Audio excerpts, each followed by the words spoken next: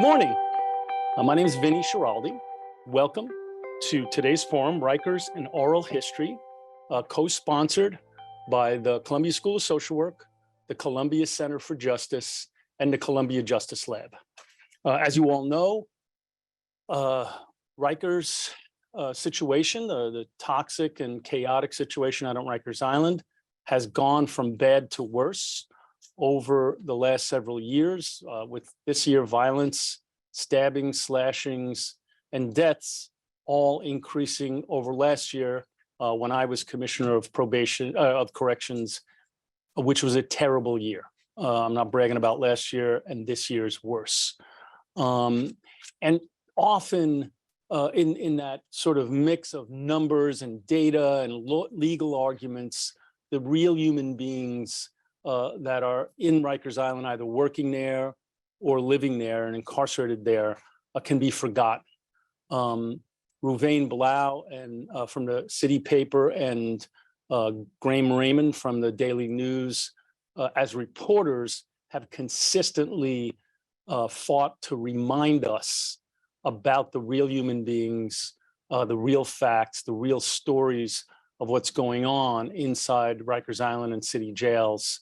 And that's why the Center for Justice, the Columbia Justice Lab, and the School of Social Work co-sponsored this event because their book, Rikers and Oral History, which was coming out on January 17th, but which you can pre-order if you go to Barnes & Noble, Random House, or Amazon's websites, matches all of our desire to keep the real stories of the real human beings that are occurring day in and day out at Rikers Island in the forefront of our discussion.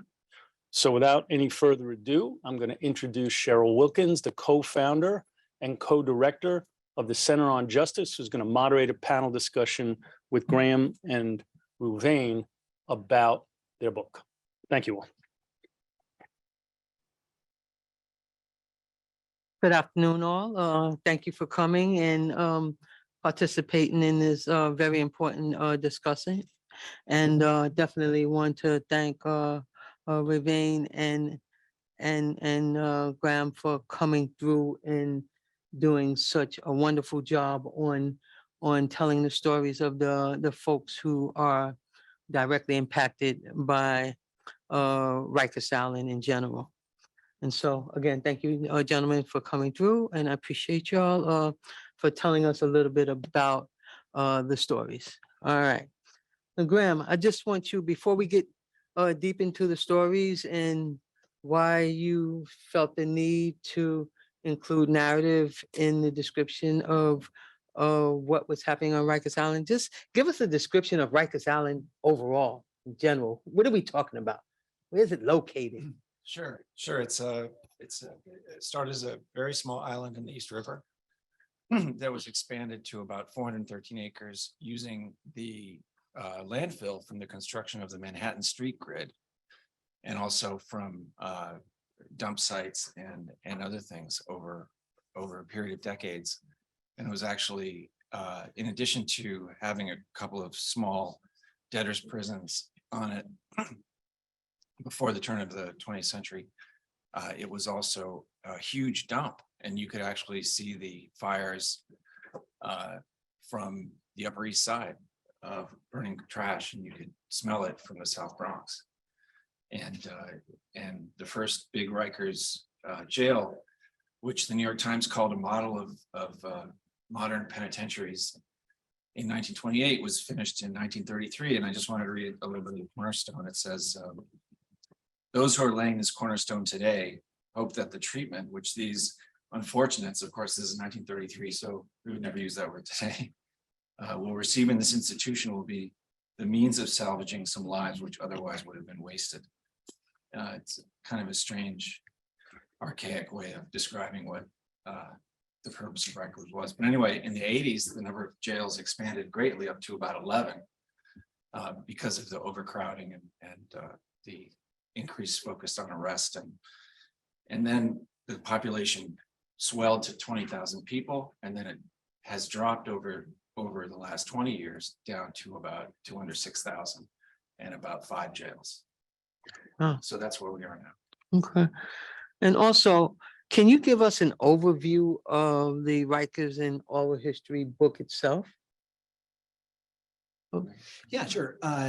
So this is a project that's come together over the last about close to 3 years now.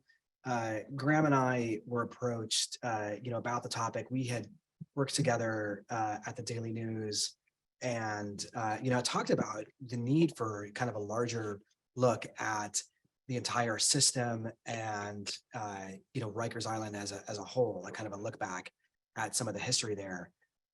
So as an oral history, we were able to interview, I think it was about close to 130 people, just including through the whole spectrum of officers, detainees, cooks, clinicians, commissioners, and just a lot of just everything and everything in between. And the idea was to really bring their experiences to light and to really highlight what it's like, on a day-to-day basis, for people going through that system. Okay, either one can answer as I throw these questions out. But I'm curious to understand what that process looked like. You going in Rikers Island and interviewing folks, and what that meant when you interviewed COs and cooks versus those that were incarcerated. There's just so many directions to go with this. It's this Right. massive institution with, there's so many different stories, and they're so rich, and so we decided to, rather than doing a conventional oral history, conventional history where it's us narrating and telling the reader what to think, we decided to just dispense with that model entirely and just try to take ourselves as much out of the equation as possible and let the stories of the people that we were interviewing take precedence. And we also tried to cover the gamut of people who had experience, and that's not just people who are held there and people who work there, but also relatives of people who are held there, administrators, outside observers, lawyers, etc. Just to give kind of for me, there's a common experience between people who work there and people who were held there to some extent. It's if the main character in the book is Rikers itself, you have people who have been inside this structure, and they came away with lifelong experiences, like stuff that will never leave them. Like we interviewed a longtime retired correction officer who said he gets dreams and he wakes up in the middle of the night going, deuce it up, like in the middle of the night. His wife wakes him up. She's like, you're yelling in your sleep because of this. And then on the other side, we have people who have had these horrendous traumas who it sticks with them, and it takes years and years for them to get through it. So it was a powerful experience in that respect. Hearing those really kind of intimate experiences. Yeah, not to take us off track, but it is relevant because my colleague Jarrell and I were just talking about Brittany Griner, and welcome home, Brittany, and everybody's excited that she's home.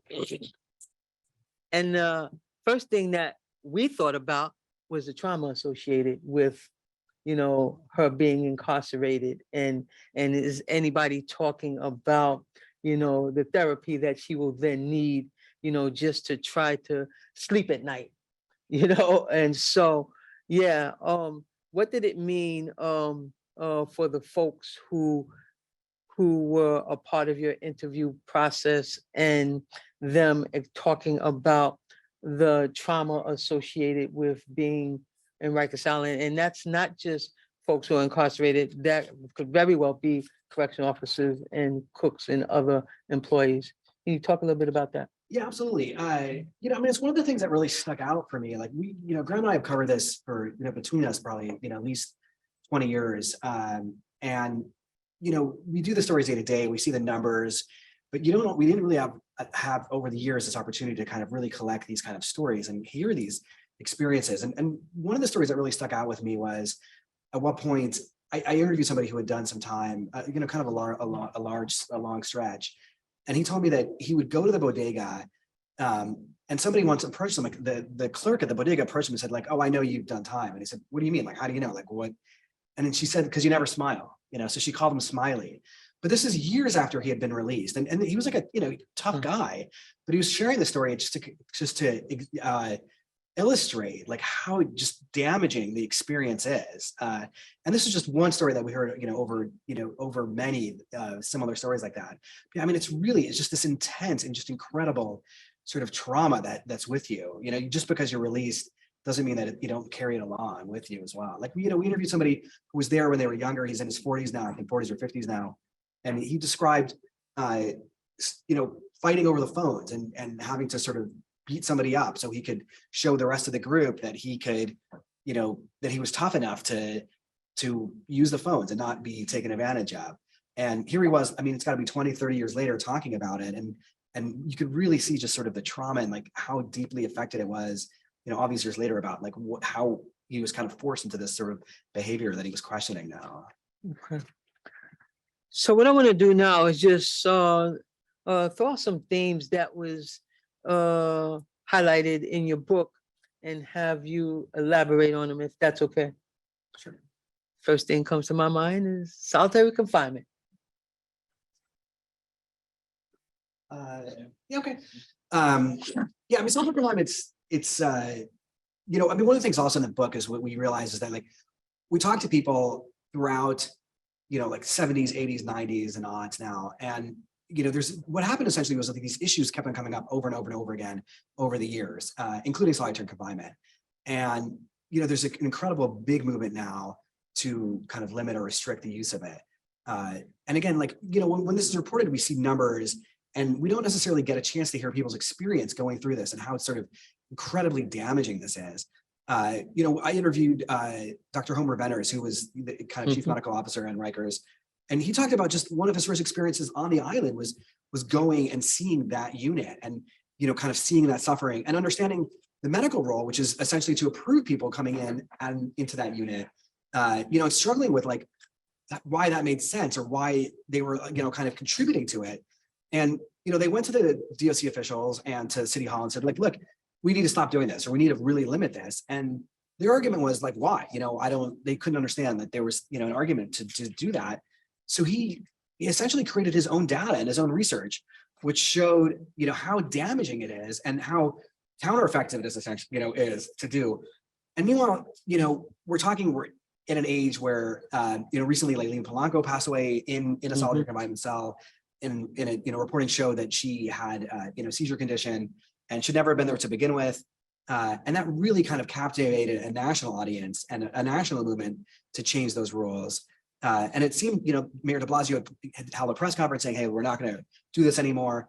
But, the pendulum swings. And, Eric Adams, one of the first things he did was before taking office was hold a press conference and proudly proclaim, solitary's back. So it's just this constant sort of never ending issue of sorts. And what gets lost in it is these individual experiences, which we were, really proud to kind of highlight in the book. And one of the bits that in that chapter that really sticks with me is one young man, Donovan Drayton, who was in Rikers for 5 years pre-trial for a Queens case, 5 years pre-trial. And during that period, he did hundreds of days in solitary confinement, including 100 days at one point at a stretch. And he described the solitary cell that he was in had a little window that looked out on the Triborough Bridge. And of course, he remembered driving back and forth over that bridge over and over again with his father, who was quite a famous rock guitarist named Donnie Drayton, who played with Parliament Funkadelic and a bunch of other groups. And so he's standing there at age 19, looking out at this through this tiny window at the Triborough Bridge, remembering and thinking, you know what, I'm not going to make it out of here. The next time I'm going across that bridge is going to be in a box. And, that's just the kind of experience. And he's talking about this 10 years later after, he's been out for 10 years. So he's talking about it 10 years later, once again, illustrating that these experiences don't just go away, like that when you come out. Yeah. So we're talking about solitary confinement. We're also talking about health and mental health issues that definitely forms of violence. What are some other forms of violence that folks talked about that happens in Rikers Island? Other forms of violence, meaning, Meaning whether it is structural violence, whether it is gang violence, and are there Oh, any yeah. stories that stick out to you? violence is just like a symptom of larger problems. Right. I mean, Okay. it's so prevalent and it emerges in so many different ways. I'll just give one example. Colin Absalom, who's in the book, he served 3 years trial in the 90s.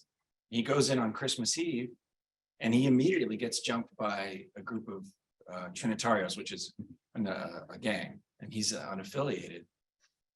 And he fights back and kind of gets the better of the situation, according to his story. Anyway, that one incident leads to then 3 years of this group. Every time he moved to a new unit, he was targeted again. So each time he moves to a new unit, he gets there and they eventually find out that he's there because his communication is very easy. And he gets jumped again, or he has to be moved again, or he comes to a unit and looks inside and sees some of the people who he knows are going to jump him. And he says, I'm not going in there. You're going to be somewhere else.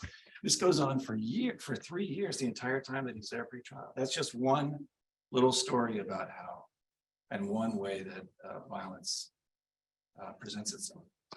Yeah, it's easy enough for us to look at physical violence, but in thinking about the emotional violence, and one theme that you have in your book is talking about bullpen therapy. And could you explain that a little bit for the folks Sure. who don't know what that might mean?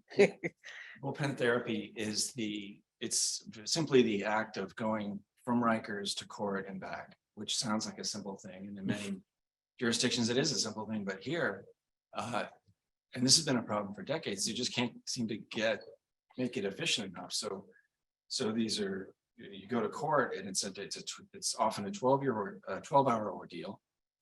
You're jammed into holding cells with other people who might not like you that much. You go through this entire ordeal, and then the judge isn't there, or it gets continued. So then you have to go all the way back through this ordeal again. You might not have eaten, and this process of going back and forth over months and months and months and years, results in people simply pleading guilty because they just don't want to deal with it. I mean, that sounds crazy, but it's a fact. I mean, people can't stand it anymore. One person we interviewed in the book says that, and this might be an extreme example, but he says that he had to sleep for a day after those experiences because it was such high stress and so difficult. Yeah, totally agree. It's giving me chills thinking about it. One other thing I wanted to talk about as it relates to forms of violence is structural violence that may occur inside Rikers Island. And can you talk a little bit about the structural violence that happens with folks inside versus the corrections officer? Yeah, and I just want to piggyback on the bullpen therapy thing for a second also. Yeah. I think kind of deals with this as well. Obviously we're in the middle of a, kind of a sea change. If like there's a closed Rikers plan, 10-year plan. I think it's like $4 billion, to create these sort of 4 modern sort of state-of-the-art jails closer to the different courthouses and and 4 of the boroughs except for Staten Island. And, it's somewhat controversial in part because critics of it say, look, it's a lot of money and, the culture is not going to change. But one thing that they never address is the bullpen therapy issue, which is currently, the idea that people are dragged, 2, 3, 4 in the morning to these courthouses, and that, the structure is in such a way to like force them into sort of this total lack of humanity of dragging them out into courts, waiting and waiting and waiting hours and hours and hours and coming back and forth and back and forth, just, rinse, repeat. None of that will change if Rikers Island stays in place. I mean, none of that is going to, be addressed by any changes unless literally all the jails there are shut. When you talk about like the structural violence, I mean, I don't know if it's necessarily violence, but it's just the structural, like out of sight, out of mind, and, also just in the structure as well as like the visiting, like we have a chapter about how difficult it is to sort of you just contact and visiting and research, all the studies show that, one of the best things that can happen for people there to kind of get back on their feet is to, have interactions with their family and loved ones. And, anyone who's done this or has gone to visit someone on Rikers Island knows just like, it's soul sucking. And it's just this incredible ordeal where there's a bus that takes you to the island and then you have to wait to taken to one of the other facilities by another bus. And each, obviously there's intense kind of checks and each step of the way can take, at least an hour, if not longer. And it's almost like an entire day process. And frequently people are coming with your little children and they're not able to even like bring in diaper bags, or toys for the kids. And it's incredibly just difficult to witness. And, you talk about like kind of the structural, kind of inequities that exist there. And just like the kind of the raw of the place, that's another really big factor in it. The visit, this issue has also been known for a very long time, and there hasn't really been a fix for it. I mean, in 1979, there's a famous quote by one of the legal aid people. He said only an imaginative sadist would have come up with placing the jails on Rikers Island. Wow. And he was talking about this very thing, the visit issue, which is actually an incredible, which as they just illustrated, it's an incredibly important issue. Yeah, we have these cliches that come out, when you incarcerate a person, you incarcerate a family or whatever. Do we really look at the family structure and how this impacts them? And did you interview any family members? And if so, can you talk a little bit about that? Sure. We interviewed the mother of a young man who he's still in prison. He'll probably get out pretty soon. And when he was in Rikers, he was 15 when he was arrested, and he went to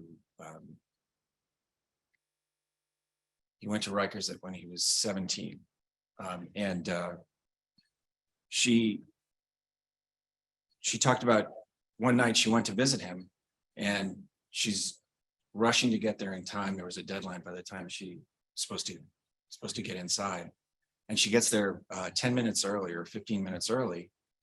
And they said, well, you're wearing the wrong jeans. You can't wear those jeans because it had a rip in it. Apparently the jeans had a rip in it.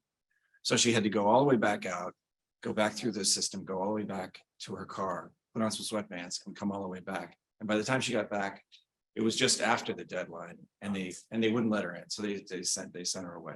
Now that's like, in the great scheme of things, that's a small moment, but for her, here we are once again, 8 years later, and it's right there, like it just happened. And it's something that people don't forget that, and I think that's one of the reasons why DOC has such a difficult time in sort of in the public imagination. Yeah, I interviewed a mom and of her son who passed away actually recently during COVID, during the pandemic. And sorry. It was, it was intense. This year, there's been a lot of deaths. There's been, I think it's 16 or 17. Is it up to 17? 18 this year, which is the most it's been since 2013, right? Where there was 23. And, like she told me it was just, honestly, it was like really, really difficult to just even listen to the story because he was sick, COVID hit, and like he didn't get sick right away. And, he was worried, obviously. There was like struggle to get masks, to separate, to kind of know what to do or how to do it. And then ultimately he did get COVID. And at the time, DOC kind of moved everybody with COVID into like one of the facilities. He was sleeping with a CPAP machine and they took it away because I think that there was some thought that it was going to spread COVID. And, he struggled to breathe. They sent him to Bellevue Hospital, which has kind of a hospital unit there as well, with the jail. And, like many people who've gone through this, who went through this, he called his mom before he was put on a ventilator and, was obviously just really kind of, panicked. And there was a real struggle to get him released on compassionate release, especially like after he was, in a hospital or on a ventilator. And, there was just it was just like just really, really heart-wrenching to hear the mom talk about like kind of her last conversations with him. And and, you know, ultimately, like, you know, like many people during COVID, wasn't even able to sort of attend, you know, kind of do like a proper funeral because she was sick at the time also afterwards. And she just was never able to kind of really be with him in any kind of meaningful way. Wow. Sorry to hear that. Sad. And so let's broaden this a little bit and let's look at who we're talking about. You know, how does poverty and racism play a role with who is in Rikers Island and how they're treated? Any thoughts on that from the folks who gave you stories? Well, sure. I mean, you know, race is you know, it undergirds everything as it relates to Rikers. I mean, most of the population is Black and Hispanic. Most of the top administration are white. You know, so it pervades everything. And then, you know, it's the same thing with poverty. I mean, I'm not sure I understand your question. Can you? Yeah, I just want the audience to understand the dynamics of the folks who are currently incarcerated on Rikers Island with we're always talking about no bail money and how that impacts folks staying on Rikers. We're talking about folks who come from poverty-stricken areas in the city where nobody cares enough to say that this person doesn't belong on Rikers Island. They belong in a health facility, and whether it is substance abuse treatment or mental health. And so all of that, for me, plays a role in who gets to go to Rikers Island and stay there for the 2, 3, 4, 5 years that you gentlemen are talking about. And so I just wanted to raise that up a little bit, just so that we understand that we're not talking about, you know, folks who have family members who can afford lawyers and things of that nature. Yeah. Yeah, I can wrap. Yeah. And thanks for clarifying. That's helpful. I mean, Yeah. it definitely is just the prevailing issue. You know, one of the people who passed away this last year, homeless, he was in for, you know, for stealing, you know, in Staten Island. You know, he had a lawyer, a public defender from Staten Island who, you know, admitted that, like, you know, they didn't have a lot of resources to help him appeal or to get out or to get some type of like mental health programming. You know, I talked to some of his friends after the fact, and they all said that, you know, they didn't even know, you know, they had no idea like how severe it was. His mom had passed away when he was in high school.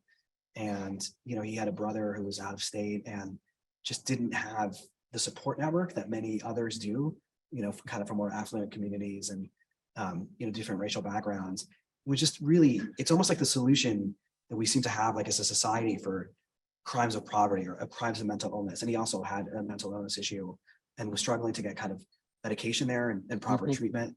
You know, it turned out that I think he missed over 100 appointments throughout his he had several stints in Rikers and during his stay, which is also a major issue there, is that, like, you know, we use this as a catch basin for people who have mental illness and then who act out in a way that society, you know, doesn't understand or doesn't properly know how to kind of address.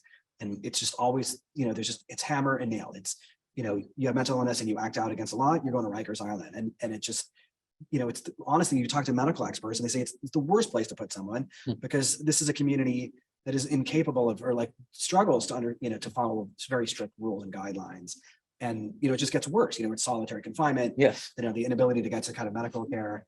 You know, and yeah. I would say too, that one of the things we heard from correction officers is that, you know, they're just not equipped, they're not trained and they're not equipped to deal with it. And what they're being asked to do is to deal with just, you know, somebody who, as Reuven just said, it's not that they don't want to follow rules, it's just that, or follow some kind of structure. It's just that at that point, they're just not capable of following it. They don't really, you know what I mean? And so then to ask a correction officer to just go in and make that guy do what we want him to do, it's just not going to work, you know. And we expect so much, you know, we expect the staff, you know, but the staff is not trained in dealing with those situations, you know. So that there's a kind of a feeling of unfairness or resentment on that side of it, that they're not given the tools to do it. I think that Like if you look at the major problems in Rikers, I think, and in the city, trying to come up with a rational and clear and good way to deal with the mentally ill population who are incarcerated is like, it's got to be in the top 3 problems that we got to deal with. Yeah, totally agree with that. Speaking of clinical service, were you able to interview clinical services? I mean, you said something about Home Aventors, who is a hero in our movement, but what about the department itself with clinical services, and are they helpful? Are they overwhelmed as well with so many cases that they can't take part in taking interest in one particular person? What does that look like?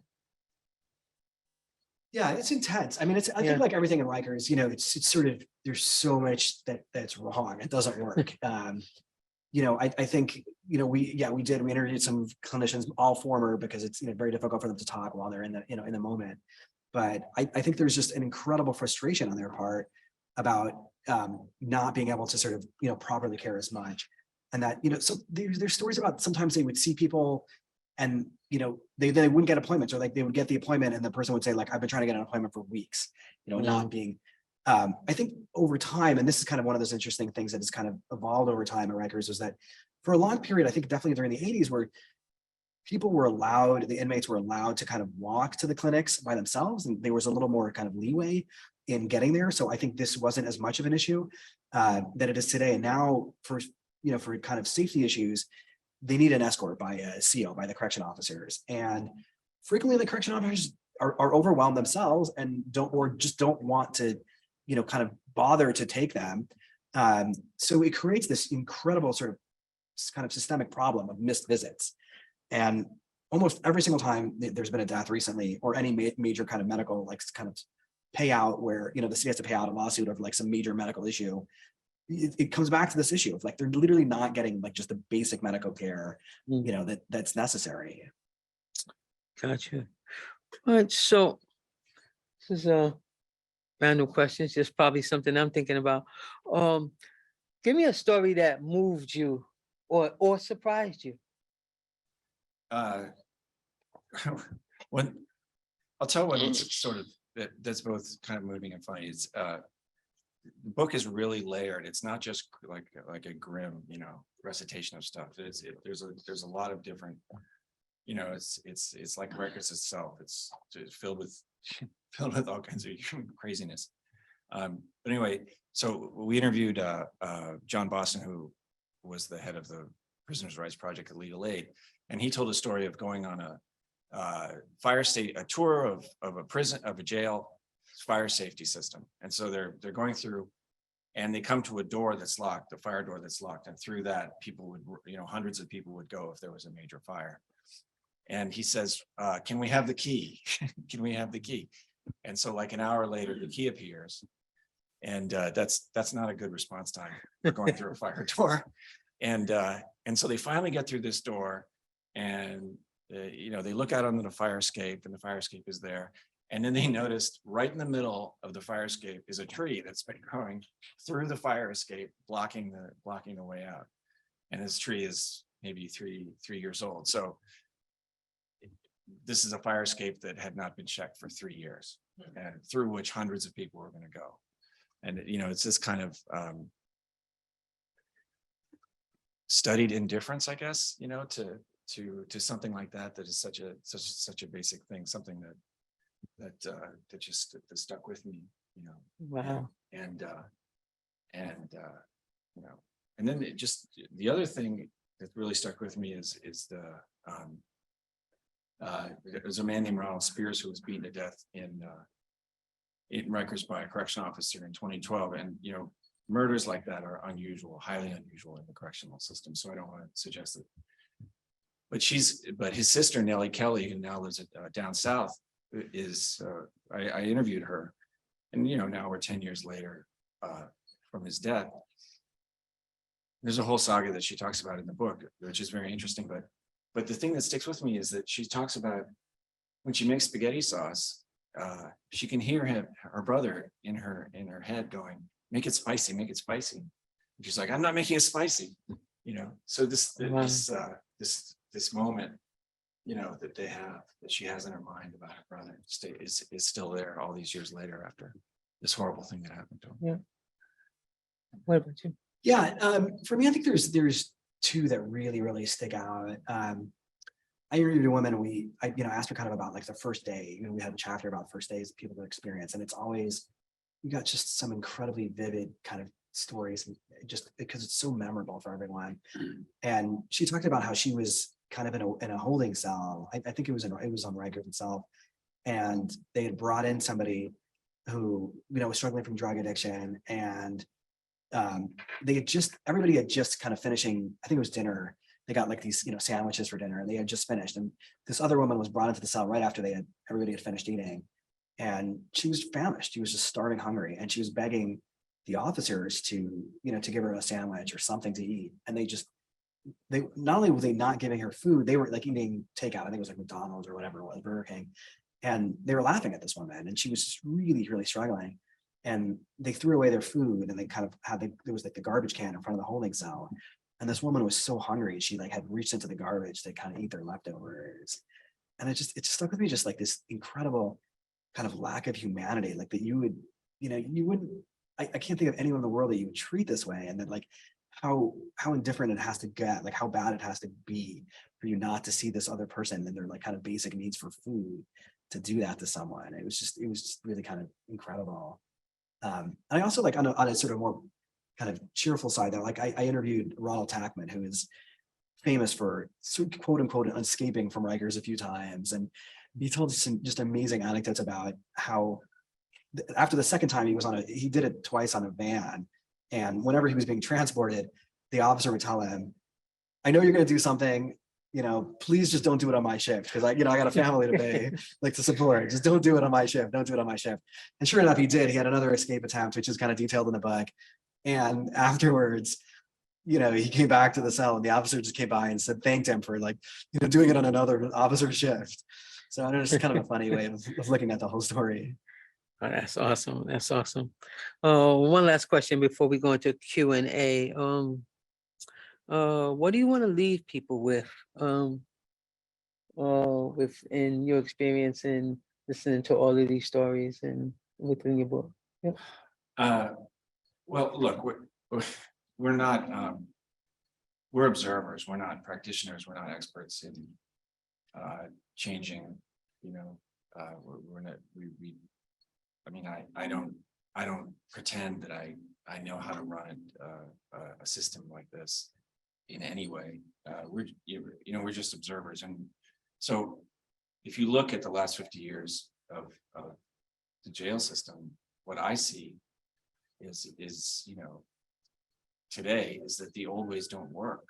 You know, we've talked about a whole bunch of different areas in the last hour where, you know, that like solitary is just not an effective tool. You know, it's hard to visit Rikers. You know, people, violence is an issue. You know, all that stuff. And so when I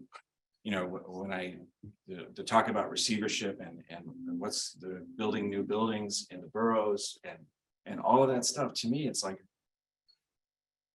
do something, you know, do something that doesn't mean regressing back to the way things used to be, because that didn't work. And it created generations of these things that we're talking about now, you know. So that's kind of my take. Yeah. What I think people should take away. Yeah, I just want to echo that. Absolutely. I mean, it's very, you know, kind of identical feelings. And just to also clarify the receivership, just for people who aren't aware, there's currently the Department of Correction is under a federal monitor after some, you know, years of like kind of litigation and abuse. There's a monitor, his name is Steve Martin, and he essentially issues several reports each year, kind of detailing, you know, the issues of the Rikers Island and suggested changes. And these were going on for about 7 years now, and just everything was getting worse and worse. So there's been kind of a call to have the federal judge appoint somebody to sort of take over the jail, essentially, which would be called a receiver. And this person would potentially have just incredible power to just, change things in ways that, a current commissioner doesn't have. Like the current commissioner is bound by the union's collective bargaining agreement, which has very specific guidelines on what can be done or what can't be done. And literally it dictates, where officers need to be posted essentially, and where and when and how, but a receiver could come in and really just kind of drastically change that.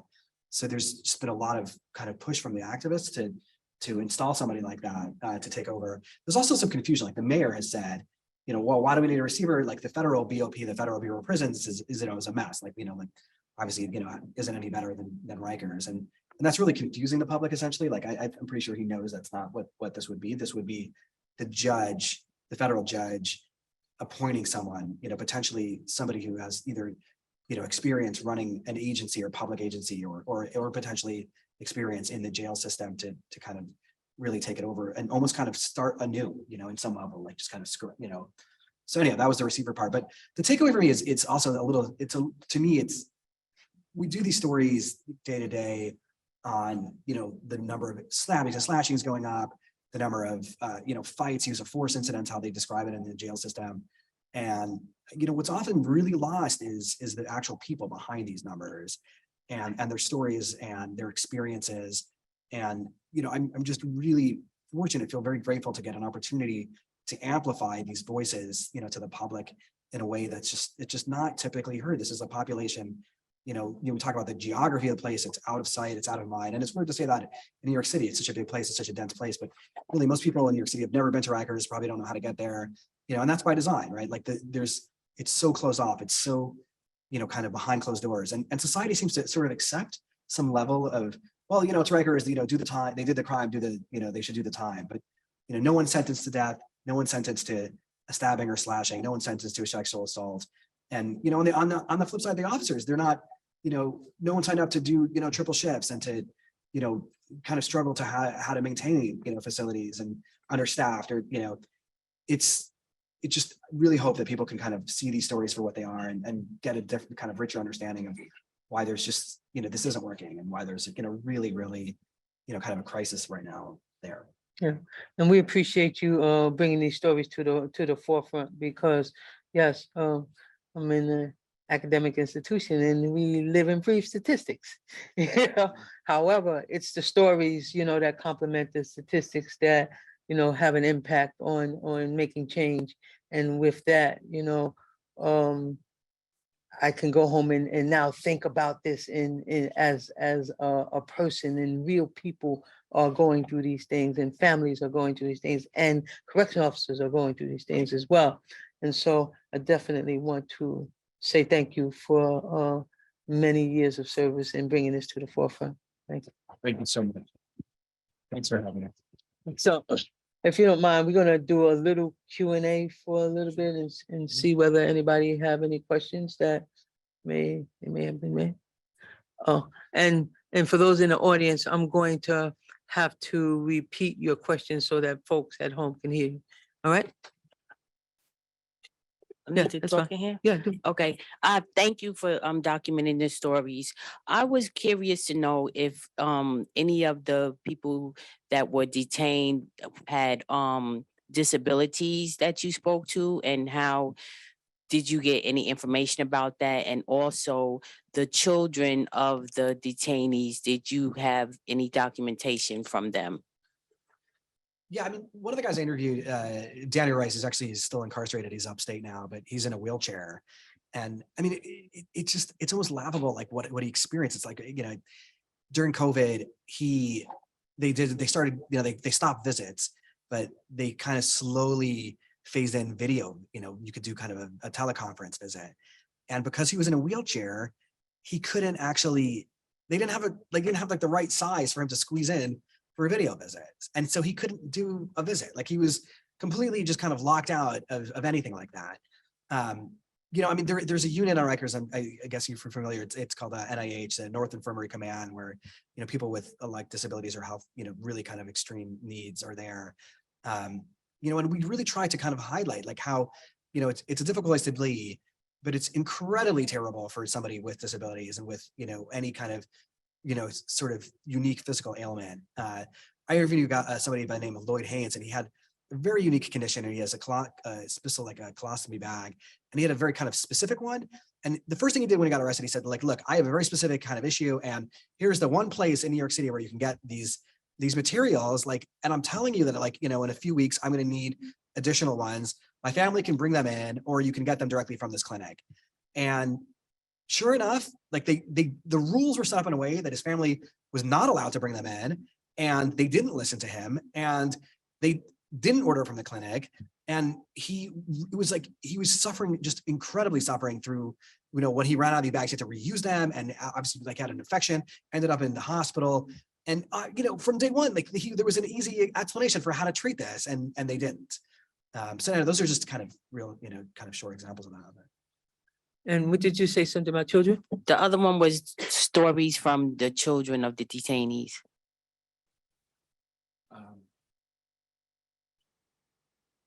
Like younger children, essentially? Is that like a? Well, any, like you said, you did the history from the 80s on down. So if you found any children that had experienced, you know, from that time period recently or prior to that. I mean, we interviewed a lot of family members, but I think that children necessarily, I'm trying to like think on the top of my head. There's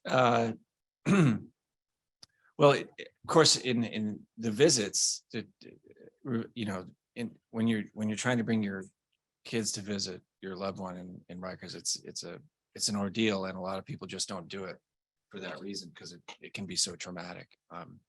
And that shouldn't be the case. You know, there should be a way to do it better. But there's one I'm thinking about, a man that we interviewed named Irvin Hunt, who he had done many. He had been in and out of Rikers many times. He had you know, mostly for low-level drug arrests. This was back when they were arresting everybody and just sending the Rikers over and over again, which was a completely pointless campaign that went on for a very long time and ruined a lot of lives that didn't recover. Anyway, Irvin had a niece, and when he finally got going in the right direction, he had this conversation with her. He said, you know, she said, I'm so glad you're back, you know, and I don't think you're going to be gone again. She had the trust that she had for him as a little girl, you know, of course had begun to fade because he kept going in and out. But once he got in the right direction, you know, she was much more accepting of him. I don't know if that makes sense, but these things are, one of my friends says, people contain multitudes, you know, and life is long. And so, you know, it's never always just one thing or another. There's like an evolution of things that happen. And that's a good example of that. It took a long time, but their relationship was, you know, repaired. And some things are buried deep inside, and it takes maybe even years to bring that to the forefront to address as well, particularly with young folks. Coven. I know I'm on the response panel, but I got a million questions, so I'm going to ask just one of them, which is you know, I met staff when they first were being onboarded and they were going through training, and many of them were sort of eager to come into the department and do good. And then, you know, you meet them 3, 5, 10 years later and they're demoralized and, you know, exhausted and bureaucratized. And I sort of wonder if any staff stories stuck out to you. I know you talked to a lot of staff. Was anything can explain, like Reuven, you said earlier, you know, why did somebody do that? I think one of you said, like, why would somebody not feed the person, right? Like, they didn't come in as people that didn't feed the person. Like, how did they get there? Did you any stories that gave you those kinds of insights into staff people who, you know, didn't come in as sadistic, you know, maniacs, but later on just sort of dehumanize?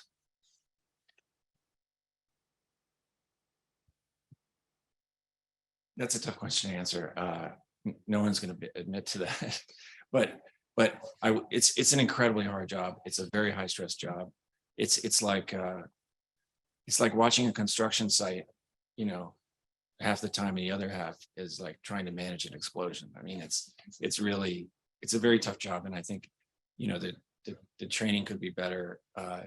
there are examples of correctional institutions elsewhere in the world that have a very highly professionalized training academy that where the training is much longer and it's more sophisticated. And, it bears thinking about here. I mean, we can't half-ass, the training of people. I mean, it's like, the NYPD has a $1.2 billion training academy. And the correction department's training is basically what, in the mall. Yeah, strip mall. It's a strip mall. Yeah, strip mall. The original idea was to have the training facility be shared with DMC. Right. And then everybody was like, no, we're not doing that.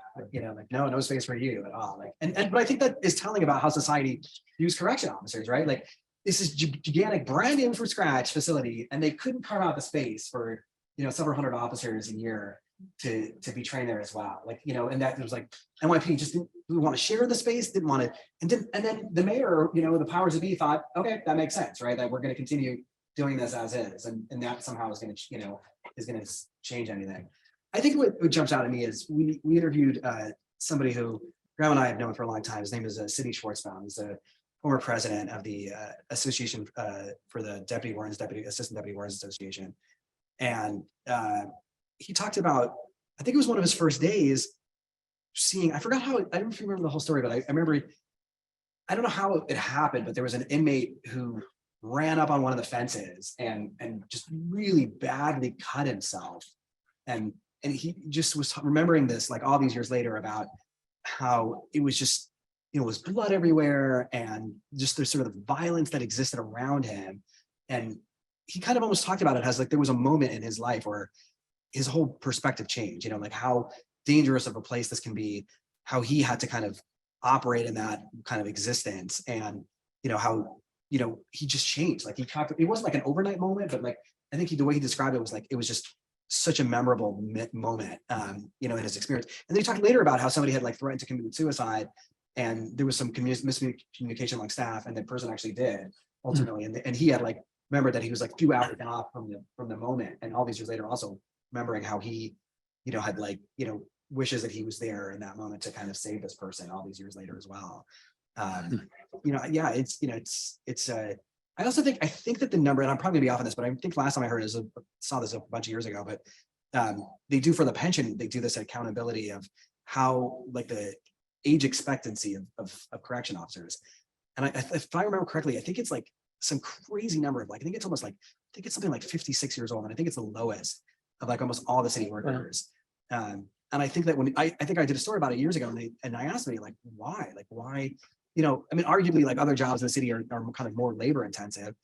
And I think the way they describe it is like the second you step into a facility, you're just, from the moment you step on to the moment you leave, you're just at this sort of heightened awareness and kind of stress that it just really kind of eats away at you. And especially like, when you leave, it's that you can't just kind of walk away from that. Yeah. Right. Any other questions? Yeah. I'm sorry, I'm gonna keep it real quick. I'm curious, who is your intended audience with a work like this? Your intended audience, and then also what kind of conversations you hope come from a book like this? Yeah.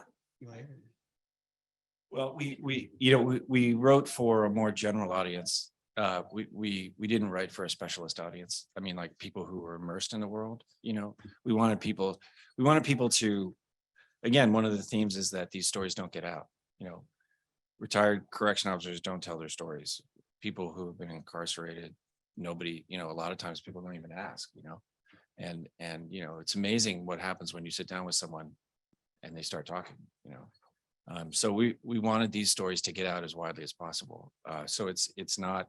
This isn't a policy book. This isn't a fixed government book. This is for regular readers who want to learn about what happened at what goes on. And I think it has relevance across the country.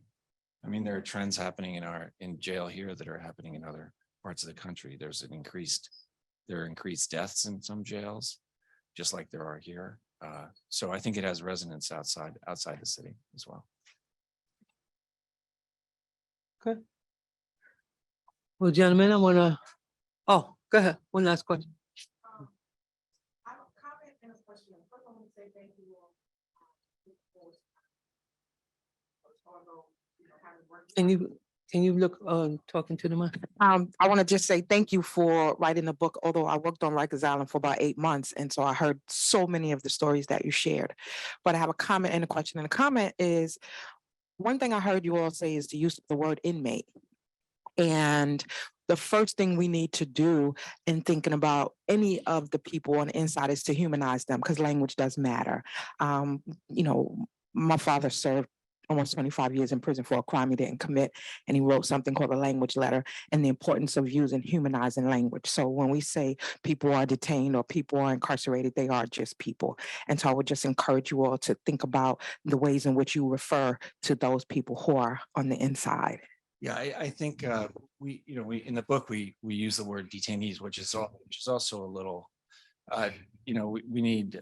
I think my preferred phrasing now is people who are held at Rikers. I think that's people who are held at Rikers. That's I think is the best way to do it, and that's kind of. And if I did say inmate, I certainly didn't mean to. I've tried to completely eliminate that word from my vocabulary. Okay. So thank you. Thank you. And then my question is, what do you think either of you can do personally as scholars and authors to personally make any changes in this inhumane system that we see and have to deal with? Just to keep writing about it. I think, I think that's the only thing we can do. I was thinking about this last night, that there's an element within the correction department sphere of kind of like the church. We're going to be here after you're gone, like we can outlast you. And I think there's a feeling, I don't know if Vinny agrees with that, but I think there's a feeling that the correction, the world that exists, the sort of the way things are going to continue to exist long past Reuven and I moving, and I think there's a feeling that reformers come and go, but the ultimate basic structure of Rikers remains. And I, to the extent that I can, I'm going to try to, raise questions about that, because as I said earlier, I just don't think it works. I don't think the old ways work. Yeah, I jump on that one also. Like, it's a struggle, and there's on a personal level, there's frustration. Like, I have been doing this for 20 years. I initially kind of covered it from the union perspective. I worked for like a newspaper called The Chief Leader that just covered the correction officers. And then, I was at the New York Post, the Daily News, the tabloid perspective, which is also very different. And now I'm, kind of fortunate enough to be at a nonprofit, which is called The City, where we really focus on impact and trying to get that change and highlight things. I think one of the things, it's just the constant struggle as a journalist is to grab people's attention, right? Like, there's these stories are over and over again, and there's this kind of numb, the public is almost numb to it, or there's some level of like indifference. And I think the challenge for me, like on a personal level, is to find new ways to kind of creative ways to bring people back and remind them this is happening and here's why you should care. One of the things I try to focus on now, and I haven't done it as much, but we did it with solitary confinement, is, we've written stories about why, there's this change to try to get rid of, eliminate solitary confinement. And we'd always get the response publicly, it was like, well, what else are you supposed to do? Somebody stabbed or slashed somebody. Of course, you have to separate them. And it was like a legit question, like, what do you do with somebody who does kind of get involved in a fight in that way, or act out in that way? So we did a story, it's kind of solution-based is how they describe it, like in the business, is a colleague of mine at the time, Rosa Goldenston, we interviewed experts in other facilities and other places in the country, including, Vinny kind of was very helpful there. And we did a story saying, here's what other places do. Here's how they eliminated it. And the answer essentially is you have to kind of address the issue and create areas that are safe, that are separated, that have intensive programming, and that people who actually are involved in these incidents don't need to be thrown away, because that actually makes it worse, generally speaking. They actually need more care and more attention. And unless you do that, then yeah, you're going to have problems. And solitary is not the answer. No one, no expert, no data has shown that is the answer. So I think people are aware that these problems exist, and I think there needs to be, kind of on my end also, like more of the solution-based kind of stories, or like showing people here's what does work. Yeah. Well, again, I want to thank you two for coming in and sharing your book. This has been a wonderful discussion, and I'm a terrible timekeeper, so we're running a little late. So thank you for that. And now we're going to have Vincent Schiraldi and Jarrell Daniels just come up and give a response to some of the themes that was highlighted here. Thank you. I appreciate you guys.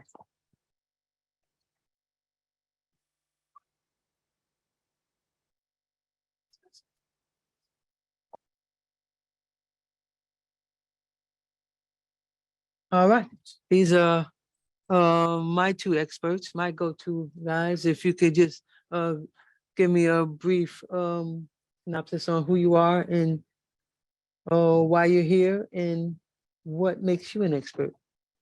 Yes, my name is Jarrell Daniels, formerly incarcerated activist, Truman Scholar, aspiring civil rights appellate court attorney, and program director of the Justice Ambassadors Youth Council here at the Center for Justice, Columbia University. Thanks. I'm Vinny Schiraldi. I am former commissioner of the New York City Department of Correction, and now I'm here at the Columbia School of Social Work and the Columbia Justice Lab, and we co-sponsored this, and I'm happy to be here today. Thanks for having you both. So we heard the gentleman talk about so many issues in solitary confinement, health and mental health, bullpen therapy, systems that needs changing. Just pick one and let's talk about it a little bit from your perspective as a person who actually commissioner of Rikers Island, somebody who's formerly incarcerated in Rikers Island, somebody who actually runs current groups now for men and women in Rikers Island. There's a ton of experience right here between the both of y'all. So if you can just talk a little bit about that. I want to do something first and really acknowledge the history behind Rikers Island, and we don't often uplift that enough.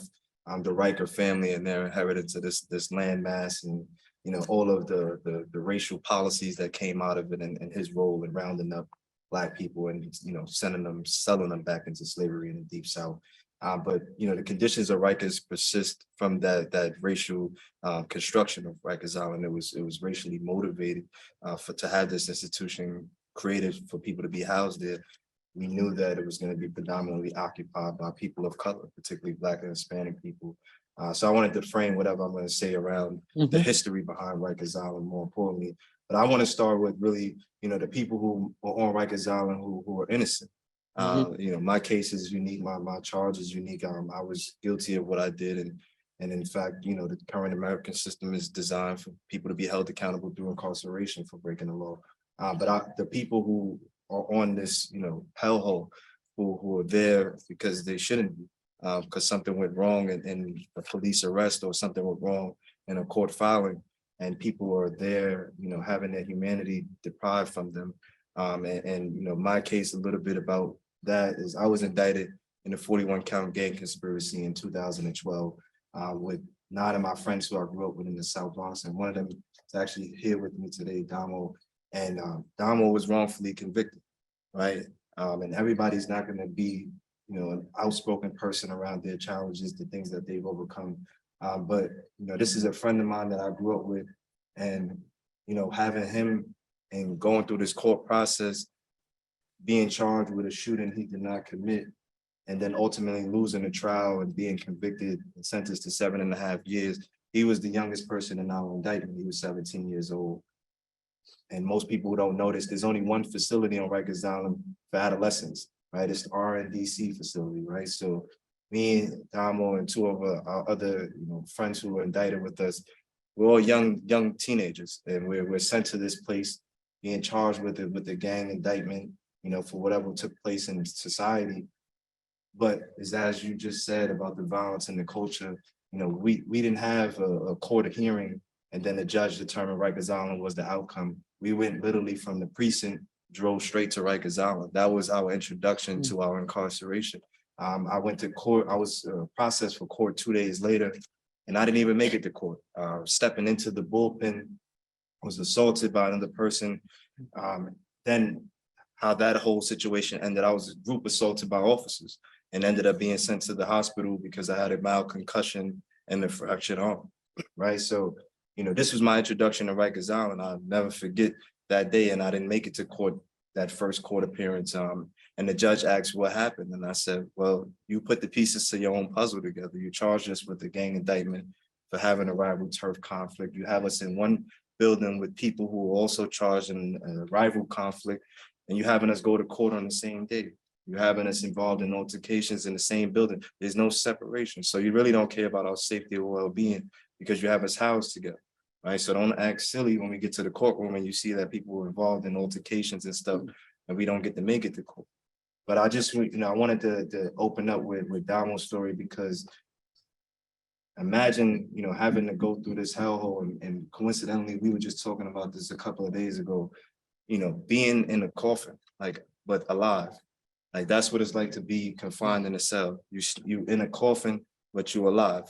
Like, you can walk these couple of feet in this direction, but you're in a coffin, but you're alive as a human being, right? Mentally, you have to do something to escape this reality. Right? You can't escape this reality by working out, by reading books. You have to create some type of routine just to process the fact that you is caged and you can't go nowhere for whatever, how many 8 hours, 24 hours it may be, until the door cracks again and you step back outside, right? So I think, you know, for me thinking about Damo's life and my circumstances in a different way is like, I can't imagine having to go through that experience and not being guilty at all. Mhm. Well, that was powerful. And the whole conversation so far has been really powerful, including what you just had to say. You know, one of the things that struck me about the discussion that was had earlier, and you know, what you just said was how these things don't just go away. I think Reuven said that when he was talking about interviewing Homer.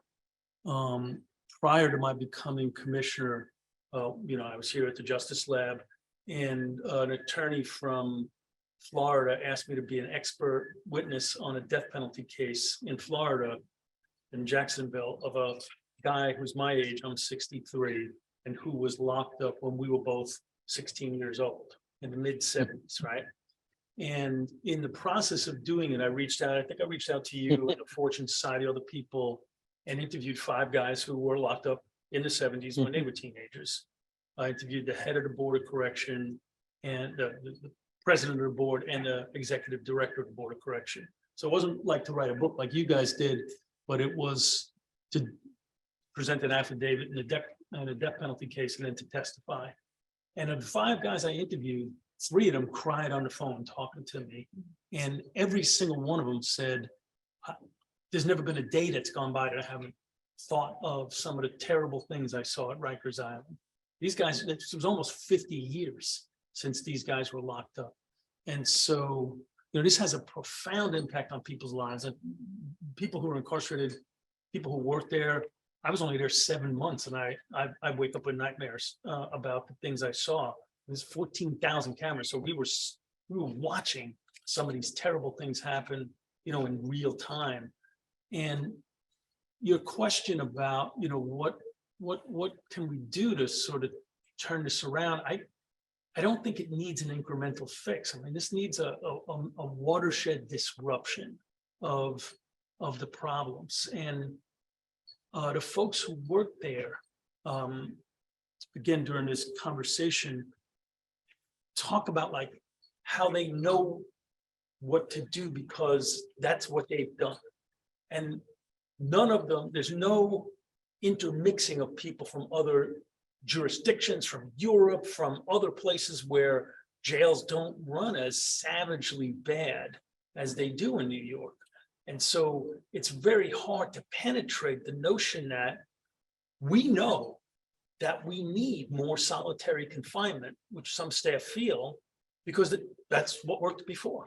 And whether it worked before or not is a separate question, but if you've never seen a place where they have enough programs and enough incentives and it's a positive enough environment, or at least not a destructive environment, so that not that many people commit violence. And then when people do need to be separated, it's that kind of heavy programmatic response rather than a heavy lockdown response. If you've never seen that, you've never been in a place like that, that's gonna be scary to you.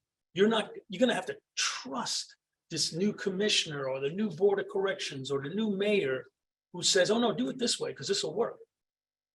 You know, and a lot of staff, they don't trust that. They don't view very often, neither staff nor the people who are incarcerated there view the administration of the department as legitimate. There's a lot of written about legitimacy and how that affects people's behavior out in the community. Same thing inside. If you don't view the department head and you don't view the administration, you don't view the mayor as a legitimate force in this discussion, you're going to rely on your old friends and how they did it. And I think that's a real problem. And part of the reason, you know, I've called for a receivership, as was mentioned earlier, is because something needs to really seriously disrupt this. Or when we close Rikers 5 years from now and open those 4 jails, it's just going to be 4 mini Rikers Islands in the 4 boroughs. That culture is going to gravitate right there unless we somehow put a stop to it. Yeah, earlier, we were talking about the federal government more or less taking over and trying to create change. What and everybody's talking about, yeah, well, we need different trainings and stuff for officers and things like that. What are some of the trainings and that could support just a change in culture and environment on Rikers Island? And also, if any, you know, how can the federal government play a role in supporting that change?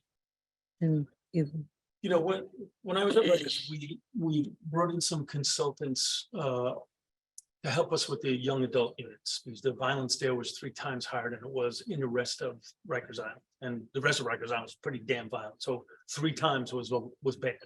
And the young guys were just, you know, there's a lot of neurobiological research and developmental psychology that tells you that if you put a bunch of young guys together, you need to productively occupy them or there's gonna be trouble, right? And we weren't productively occupying them and there was trouble. And so we brought a bunch of consultants in that had helped establish good young adult units in other jurisdictions. Many of those consultants were formerly incarcerated. Some of them were formerly incarcerated in Rikers. And their notion, which I fully supported, was we have to get the frontline staff and the young people to co-design whatever's going to happen here. And Cheryl, I've heard you talk about how the women designed so much of what was good in Bedford Hills. Not that Bedford Hills was just good, but that the good things that were there, people like you and Kathy Bodine and others, Judy Clark, right, helped create those. And so my feeling was, and supported by these consultants, was that if we could get the young adults and the frontline staff to do that, that would be better. And when they did it, it was based on restorative practices. When there were issues between 2 people, instead of, you know, punching each other out or you know, making a shank and stabbing, they circled up and they had conversations. Staff were trained on that. They quickly learned how to implement it. They bought into it. They believed in it. Oh, excuse me. And so did the young people. And so because it had that legitimacy, it worked. All right, so that was only 4 units of 15 kids each. So that was 60 people, right? But you know, it was in 3-4 months, there was not 1 fight, not 1 stabbing, not 1 assault on staff. How do you make that whole place be like that? Because we couldn't do it 15 at a time, take forever, right? That's a training matter. That's where you start to bring people in, including your own staff and including formerly incarcerated people, and have them work with current staff and new people to say, there's a different way. It doesn't have to be pepper spray. It doesn't have to be shackles. It doesn't have to be isolation. When people have issues with each other, we can de-escalate. We can talk it down. But even before we get there, we can have a productive enough environment so that fewer people, it's never going to be nobody, right? People get in fights on the trains, right? So it's going to happen in Rikers for sure. But if you can have a kind of environment where people are productively occupied and engaged, far fewer bad stuff's going to happen. And then when it does happen, if staff are trained in different ways to de-escalate it and to make it less bad, the number of people that ever have to be pulled away from the rest of the crowd into something that hopefully is not like solitary, but does pull them away so that they're not hurting anybody else is far, far fewer. That happens way less. Okay. Jarrell, you're now going in there as a professional program manager. So I'm just trying to picture this group setting that you're in when you sit down and you say, yes, I'm giving all of these wonderful credentials that you have on your bio. And then you say, you know, I was sitting in those seats. What's the response to that group and the buy-in that you yourself as a young man that was there can happen, you know, in that situation? Yeah, I think it's a great question, but I'm still processing my experience on Rikers. We just did Tyler, 8-week cohort, Justice Ambassadors on Rikers Island. The thing is that, you know, in order for these kind of programs to work with the young adult population, you need someone with the credible, relatable experience to get them to even sit down and listen to whatever's going to happen. And, you know, part of breaking the ice with them is leading with the fact that I was in these seats, that I'm sat in these seats and actually went a step further and went to state prison from here. And I opened up with that instead of my credentials, because I want them to understand that the reality you're living through right now is a reality that not just me, but millions of other people have endured in this generation. Right. But then I go into a little bit about what I do now, because I want to show them that this isn't the end road for you. Right. Just in my opening and trying to chisel away some of the dynamics in the space, helping them to see who I am as a human being and individual, my commitment to people like them. I have to frame it as like, you know, this isn't going to be the end of your life. Right. Whether you get 5 years, 2 years, or you go home tomorrow. Right. You still have to think about what life is going to look like beyond this moment in your time. And I think that I try to bring that approach into the teaching, into the curriculum, because for me, it's about self-agency, right? And this is a personal value of mine that might not be shared with everyone, but I wanted people to understand that life is going to happen, right? And things are going to be outside of your control. And I always remember, you know, people come into Rikers Island with already pre-existing trauma. That's undiagnosed, right? People come into there with their own cognitive issues and developmental challenges that they're working through and processing. But if you ask everybody who's had system contact, when was that first moment? It was as a young adult, as a teenager, right? But there was this is a critical time in adolescent development where people are shaping their identity. They're figuring out who they are, what their legacy is gonna be like, how are people gonna remember them? And if you grow up in poverty, if you grow up disconnected from resources and opportunities, and you're surrounded by gun violence and gang culture and peer pressure, all of these things are gonna shape the way that you're thinking about the world and the decisions that you make. So by the time a young person reaches Rikers Island, they're bringing, it's like an oven, right? That person comes out of this institutional process with the crust of hardened trauma laid on top of all of the other stuff they already had baked inside of them, right? And Rikers is not, and none of the correctional system is designed to help you cut through that, right? It can't go through that. It can't help you to heal from it. It can't break it down so that it's not there anymore. And all it does is just continues to build on top of whatever it is caked up at the bottom. So when I'm engaging with the young people on Rikers Island, like I'm trying to show them that this moment right now is going to be something that you're going to have as a memory, right? But what you got to do right now with the time that you have in this for the most part idle time, use it in a way that's productive. Right? Think about your 5-year life plan. Think about what life is going to look like the moment you get released from today. Do you need to get your state ID? Do you need to get your license, right? What are the things that you need so that you can become a productive person, right? Because I need for them to take charge of their life, because if not, systems and institutions and nonprofit organizations are steer them in whatever direction they want to. I want people to take the ownership over their life and be able to say that this is what I want to do, and I'm going to take the steps to get to that end goal. So my approach to the young adults is like, you know, whatever's necessary for you to survive, think about it, but also think about the long-term consequences of it, right? These are going to be decisions that you got to deal with for the rest of your life. So if you want to respond with violence to every situation you encounter, then you're going to find yourself in places where you don't want to be. You're going to be disconnected even more from the opportunities that you need to thrive. And I think that, you know, I want them to see beyond the moment. Right.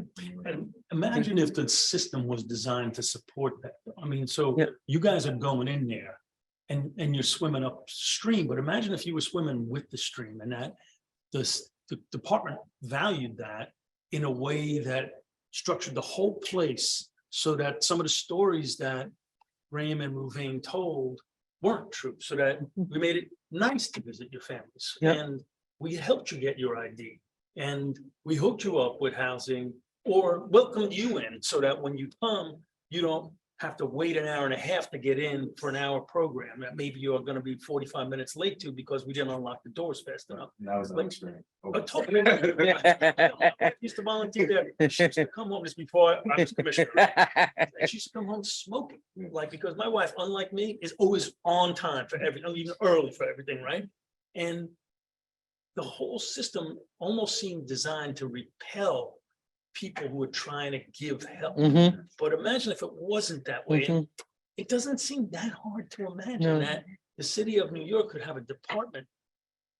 Let's say we call it the Department of Correction, right? It's actually literally called that thing to help people correct whatever it was that got them in there in ways that just make sense. Housing, IDs, healthcare, mental health care, warm handoffs to groups on the outside so that when people come out, they have somebody help them navigate the world. Yeah. It does not seem like that should be that much of a stretch. And, Mm. and, here we are, decade after decade, just miserably failing to do that. Yeah, I agree. I think that, Vinny, are you saying that we need to scale up justice ambassadors? I think if everybody could have the possibility of an ambassador or a navigator, or a person, a human being, everybody coming out of Rikers, it's not that many people.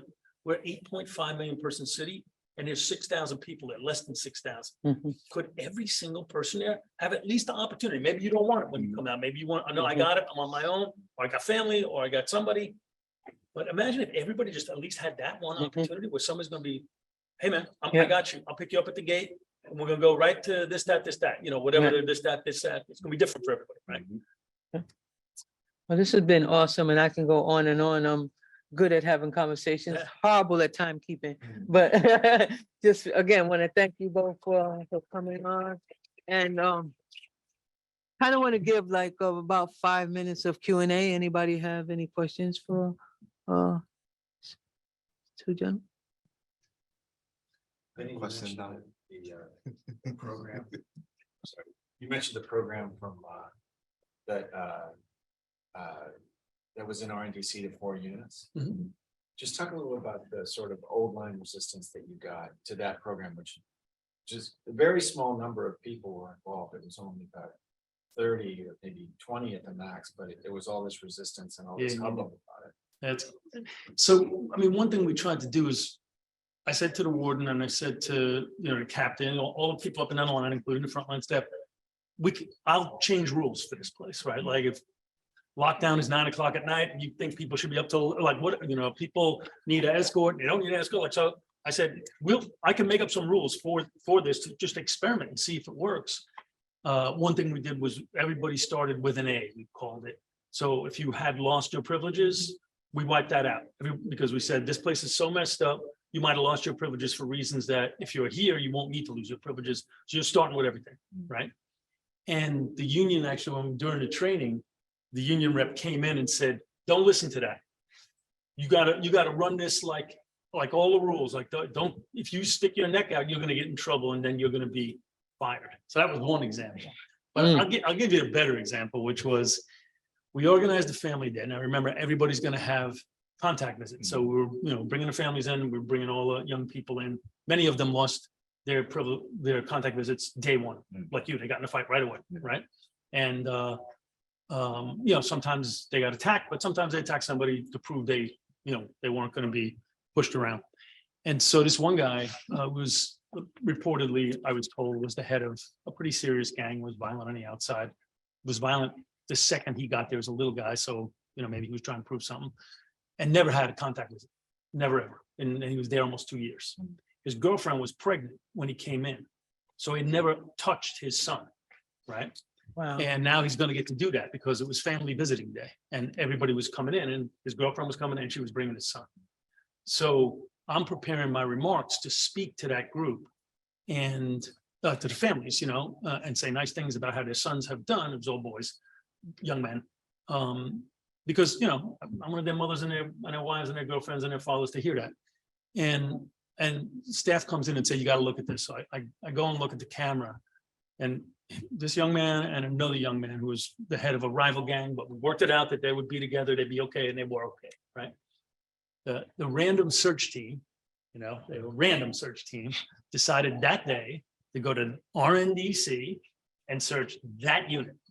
It was at a time when the warden was called away. Usually they stop by the warden's office and ask her, but she was not there. She had been called away, and they go to that unit. And these two young men, the one guy I was talking about, who's never touched his son, was on the phone. He was doing nothing wrong. He was talking on the phone, trying to explain to his mother in Spanish where to catch the bus to come for family visiting day. And the unit, these guys came charging in, you know, Yes, looking sir. like the turtles, right, with the helmets on and the clubs and everything. And both these guys ended up on the ground, pepper sprayed and handcuffed. Now, under normal circumstances, if you are involved in the use of force, you don't get your visit that day, right? But I went rushing over. I called the investigation division and said, you got to investigate this. This stinks, right? As to what just happened here. And so I went to the young men who were hot. They were smoking, because I think also in part because they were humiliated, and in part because they thought they were going to miss their visit, right? And I said, okay, so look, here's what's going to happen. I started an investigation. I can't discipline these guys today. That's not the way it works. We have to start investigations, and then we have to follow where those investigations take us. So I've done that. It's already started. I'm not taking your visit away, even though under normal circumstances, you'd lose your visit. But that's as much as I can protect you. Like if you go in there and punch somebody in the face right now because you're angry, I can't protect you anymore. You're going to lose your visit to that. So both of them, you know, that was a respectful, you know, conversation. I told them what I could do and what I couldn't do. And they calmed down as, you know, as much as you can calm down after something like that. And then I saw the families, we gave the speeches, and everybody had good food and everything like that. And the one guy that had a young man whose son, what he was going to first meet, brought a blanket and a doll with him. And as I was leaving, just as I was walking out, I just saw him over my left shoulder in the corner with his son on that blanket with that pillow, putting him to bed. So that was like a bad day and a good day. Yeah. But it gave you an example, like the 30 staff that were on that unit had really bought in. I think there was one that was problematic, but really the others had bought in. They were in it. They felt respected. They felt like their viewpoint was taken into consideration. The young people felt the same way, it seemed to me. It hadn't penetrated everybody else yet. And so some of the status quo resistors picked that fight with us and did that thing in a way that really kind of stunk. Whether I would have ever won that war if I was there for 5 years, and whether I could ever got to the tipping point where more people were on the side of reform than were on the side of the status quo, I don't know. I did get there in Washington, D.C. That was a much smaller system, and you know, it was 5 years, not 7 months. Yep. Let's go. Can you speak into the mic, please? Hi. Oh, that's loud. Okay. So hi, my name's Rafi. I worked on Rikers over the summer, and so I think about it quite often. And when I do, I'm confronted with this opposition between some kind of optimistic radicalism and this like drive for reform, and a sort of pessimistic realism of like, as you were saying, this, it just keeps chugging on and it'll be there after we're gone. And you know, I'm trying to find a way to balance it. And the way you described it just a little while ago, you know, you were talking about correcting the Department of Corrections. It sounded like a really great balance of those things, but I'm wondering, you know, on a material level, on a practical level, what do either of you see as action steps, as next steps to getting towards a place like that? I'll give my short answer because Vinny's really the expert in leading correctional spaces. I'll say first, you got to fire a lot of the senior staff. They got to go. Typically the people who got more than one stripe on their sleeve, they've been there too long. It's time to push them on to either the front gate, just away from people and families. Retirement. You know, some people love working, so I won't take, my mother's gonna work forever. That's just her energy. My grandmother worked up until 90, mowing the lawn, old school ones, not the one you sit in. So I understand some people just need to work, but move these people away from people. Put them at the gate where they're just pushing the button, but they don't need to be around the people because they're continuing the culture of Rikers Island. The training is not going to do anything if the people are still there. And the same thing with the sergeants, the depths, the lieutenants, and you know, the training process has to change. And I'll say this the same for NYPD. It can't be just people who are in these institutions, agencies, training the people. It has to be non-affiliated people. You need community members informing these people on how to do their job. You need people who went through, who've had experiences with these institutions informing the job. And we can't rely on the old training model. And the training has to be centered around human development. Right? It has to be centered around people. It's human services, human contact. It can't be just you learning how to perform on the job as a correctional officer, right? It has to be majority of it. How do I support a person who's going through this part of their life right now and making sure that they're not contributing to any more of the culture that's here and that they come away from this experience with something that's tangible, right? And I think I'll shut up. I think that that's a step in the right direction. Yeah, I mean, I agree with an awful lot of what was just said. I mean, when I ran the system in Washington, DC, which again was much smaller, we took a multifaceted approach. It was a pending motion to put the department into receivership when I took it over. And I was the 20th director of that department in the 19 years of the lawsuit. That lawsuit had been around for 19 years. I was the 20th director. So a little more than one a year, although some lasted a couple of years. In the year before I got there were 4 different directors, right? And so, you know, it was a nasty sinking ship. Staff were beating the kids up. They were sexually assaulting the kids. They were selling them drugs. Kids were testing positive for marijuana more frequently after they had been in a facility for a month than when they came in, which meant it was easier to score in my facility than on the streets of the District of Columbia, which is a pretty damn low bar to jump over, right? And so we did a lot of things. I mean, we massively trained staff. We physically rehabilitated the facility with the communities, right? Literally, the mayor was painting next to me, and on the other side of me was Marion right in, right? And then the kids and ministers and all sorts of people from the community planting flowers. Maya Angelou came up and did a poetry read. I mean, we brought the community in DC, and that sent a signal to the staff, like you're not garbage. You know, like we mentioned earlier, like the previous panel talked about these correctional people. They felt like they were garbage. Nobody cared about them, so why should they care? Right? And so we did that. We massively trained people. We did rewrite the position description, and we started to discipline people. And a whole bunch of people left or were fired. But you can't fire your way out of this. If you think it's all going to be about punishing. Like one of the things that upset me about the focus on discipline that I inherited when I got there, people need to be properly disciplined, but it felt to me a lot like a mirror up to mass incarceration in the community. Like if we just punish Black and brown people more, good things will happen. And that's what the staff, Black and brown people, still are, right? 60% women, majority minority, uniformed staff. And doesn't surprise me that the focus was heavily on punishing them. You do have to discipline people if they do bad stuff, but so much more of it needs to be about getting people to voluntarily do the thing you want them to do. That's both staff and incarcerated people. And that's a culture change issue, man. And there's no quick way for that to happen. That change is going to happen at the speed of trust and nothing else. And I'll just add, just because I'll be remiss if I didn't, the whole premise of what we do at the center is really empowering people with lived experiences to shape policy. So I'll say that whatever remodeling takes place is to the program point that Vinny has started, people need to be informed in the changes. The people who are there need to be working with the correctional staff to shape and reshape policies and how things are going to go forward. And that's the best way, because even me with my particular life experiences, I'm not on Rikers, and even though I'm going back as a program provider now, I'm still not caged in that place anymore. So we really, give the people there an opportunity to change the conditions themselves and allow them to collaborate across differences to do that. Go ahead.